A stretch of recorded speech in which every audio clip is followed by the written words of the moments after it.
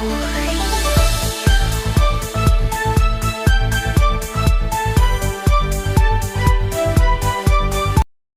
Charles's latest health update is a positive development for the monarch to get as near as back to normal as possible, it has been claimed. Palace sources have confirmed that the king, who was diagnosed with cancer in February, will maintain his treatment as a managed condition whilst continuing his public duties. The palace added that his condition is moving in a positive direction.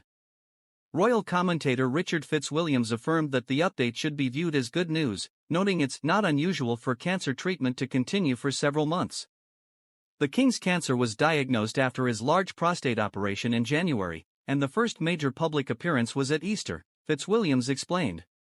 He added, and then subsequent to that, he was able to start public engagements and then most recently, of course, paused the treatment for the successful tour of Australia, Samoa, and of course his opening of CHOM went ahead. Remaining optimistic for the king's health, Fitzwilliams noted that although his condition will be monitored by doctors, the continuation of treatment can still be seen as a positive development. Now, what we're meant to make of it, of course, is this is good news.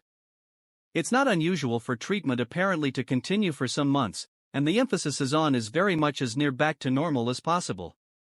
Fitzwilliams noted that whilst treatment continues under medical supervision, the king has shown remarkable resilience. The king, I'm sure the most impatient patient we know, is a workaholic and obviously this has been we know frustrating for him, he added. The royal commentator also praised Queen Camilla's supportive role of the king throughout the year. Queen Camilla's been such a splendid support, and he seems to be doing extremely well, he noted. He's done so remarkably well, Fitzwilliams told GB News. If anybody happened just to see the photographs and footage of some of his engagements, I think they'd really be very surprised to hear that he had cancer.